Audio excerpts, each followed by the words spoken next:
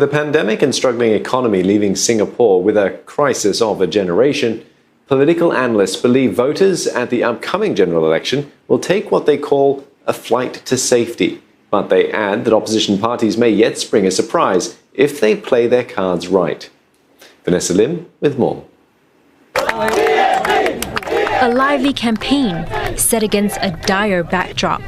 The 2001 general election was held as a recession loomed and as the world struggled with the economic and security fallout of the 9/11 attacks. By the end of the campaign, the ruling People's Action Party had scored its best result in over 2 decades. Out of the 84 seats up for grabs in that election, 55 were walkovers for the PAP, the second highest proportion of uncontested seats since Singapore's independence. Nearly 2 decades on, another general election is on the cards, just as another unprecedented crisis wreaks havoc on the economy and on public health. When an election is called during crisis, like in 2001, you see a bump up in vote share for the PAP because Singaporeans always take the flight to safety. Unless the incumbent is a complete disaster, they actually prefer a steady hand, a set of leaders who have shown that they are able to respond to a crisis and then give them the vote. The government that handles the crisis will be the government that the society and the electorate looks at to provide that leadership.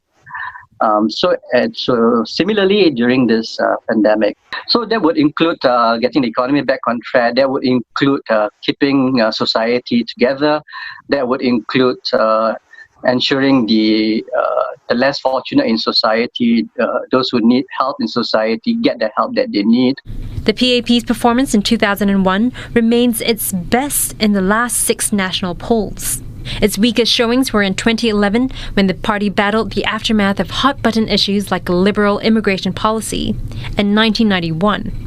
That year, then Singapore Democratic Party chief Chiam See Tong brokered a deal among opposition parties to not contest more than half of the seats available. This was so that voters would feel assured voting for the opposition. This led to the PAP forming the government on nomination day, taking 77 seats of the 81 seats available.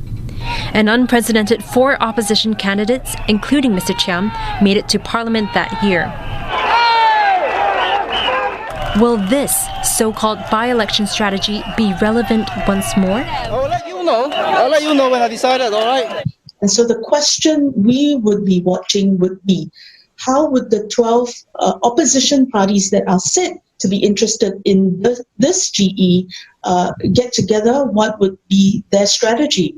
Insofar as they're able to gather together and cooperate, then they may want to try the by-election effect strategy again, allow the PAP to form the government on nomination day, and then to campaign in such a way as they're really a check and balance on the PAP government to ensure that it stays honest, it stays focused on providing the best form of support that Singaporeans need. To say that, the 12, 13 opposition parties, would contest in no more than 47 seats would make it a very difficult agreement to reach.